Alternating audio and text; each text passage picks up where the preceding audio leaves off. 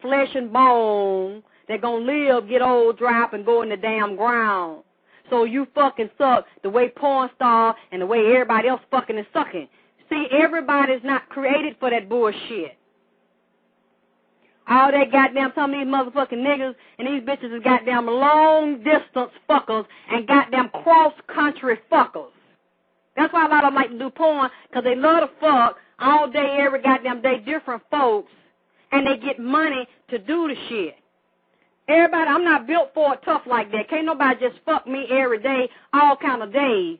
See, they been on wore my goddamn body down, bust my shit out. I be in the damn hospital on damn IV or something. Because I'm not designed for that kind of bullshit right there, let somebody just beat my shit in. I came here to do something higher. And when you know that you're higher than that, if people want to practice on a low level, that's them. Because every woman doesn't know she's divine, and that's not every woman's purpose. She might be divinely low. She might like to divinely fuck and divinely suck dicks. That's her job. That's what she agreed to. And that's all she want to do. Like she in the jungle with a goddamn machete, chopping down trees, she hunting for dicks.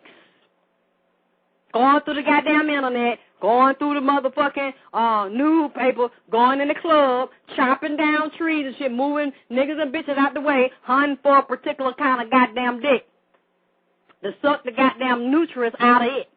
That's our role.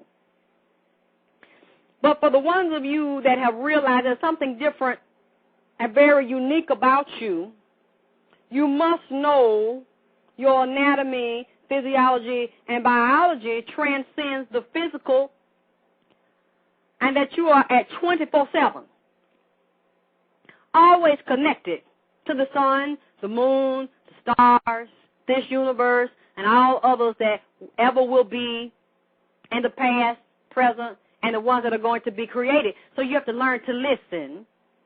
You have to learn spiritual principles.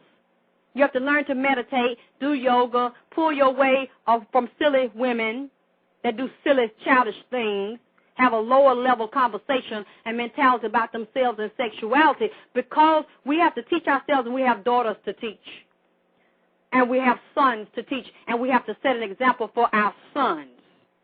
So when a woman has a daughter growing in her womb, it's a very powerful and spiritual thing. Triple degrees of power and spirituality occurring, because she's a creator that now is giving birth to, conceived in her mind, and now conceived in her body, and now having her uterus another female creator that is coming to Mother Earth. So you got a trinity right there. See, I don't think y'all want to know about this here. I ain't going to preach too long. I think, I'm going to stop getting this shit out. I'm told y'all that, and I got to stick to my word to myself.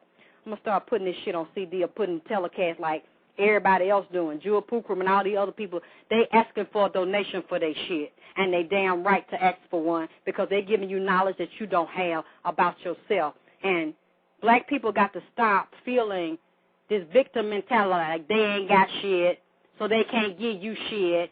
You supposed to give them something for nothing. And most of them still don't appreciate it and value it, because they're getting it for free and they don't use it. Or they don't know how to activate the shit. So I'm not going to really, really keep on digging down into this shit, because y'all don't really fucking want it like you say you do, because you don't support it.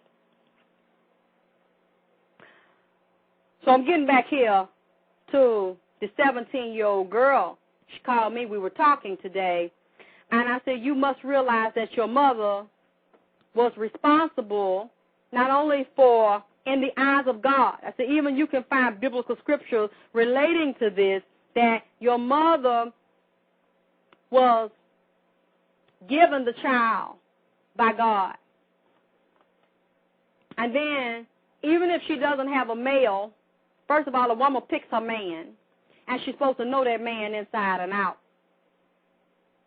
But if he's not the appropriate one to leave around that child, the mother's supposed to see this and know this. It's her job to know it. That's why I know you got a dead womb if you don't. And this girl's mama got a dead, fractured-ass womb.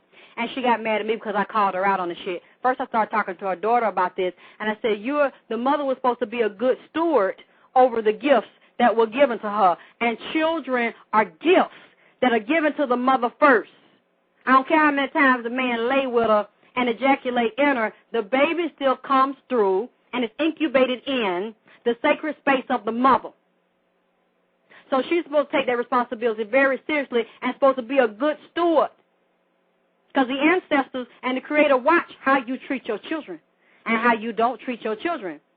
And you can actually get blessings or curses for the way you treat your children or the way you don't treat your children or the way you allow other people to treat your children. Because even under law, under man's law, white folks' law, you are responsible for whatever your child does, and you're responsible for your child until they get a certain age. I know here in Georgia, once a child, I think is 17, they're legally responsible for their own sins. Sins, transgressions also mean breaking the law. I'm not responsible for that because my son used to get in trouble. Well, bad as hell, stay in the shit. And no matter how I felt about it, I'll always be there to bail my son out. Of course, not to just bail him out, because sometimes I would just let him go through shit. I'm like, no, now this is like the 4th or 5th time I bailed you out. Now you're going to, obviously I've been too soft with you. I've been petting you and spoiling you. Now you're going to have to learn, because one day mama's not going to always be here for you. And when I'm saying I'm not going to be here, doesn't mean I'm going to be dead. Shit, I might be getting my groove on in Europe somewhere. I might be over there hanging with some goddamn white folks, and we having a goddamn good time, and I'm doing election shit. So I don't really want to be over here. So I might not be able to get to your ass. You better learn how to handle yourself.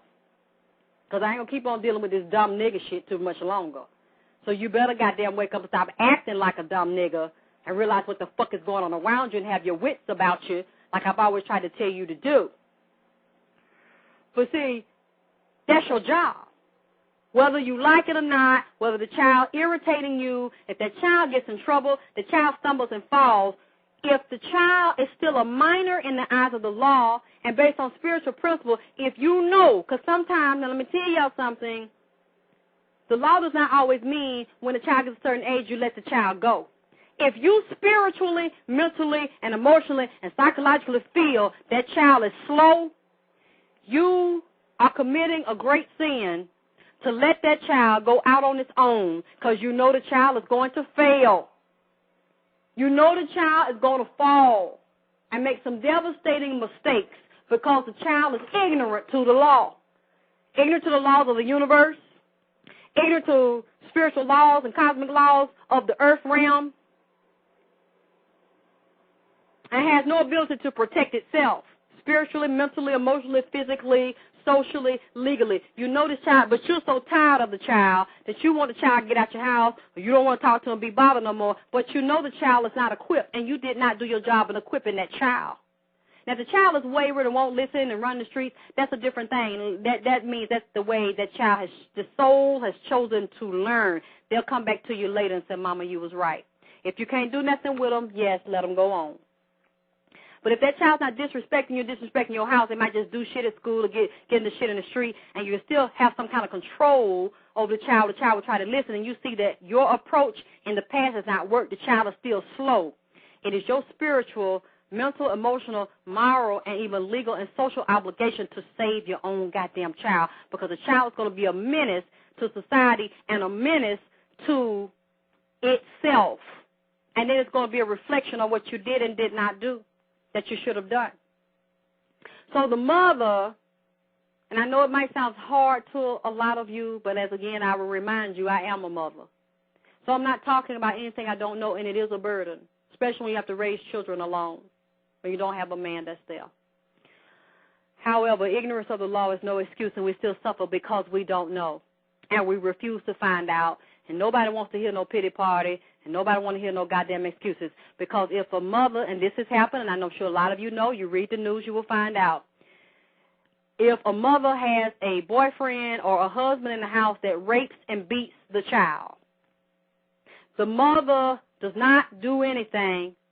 The mother is going to be criminally charged along with the man that actually committed the crime against the child. The mother is not excused. Because we believe that it is the mother's role to protect the child and to keep anybody away from the child that wants to humiliate, demean, and degrade and disrespect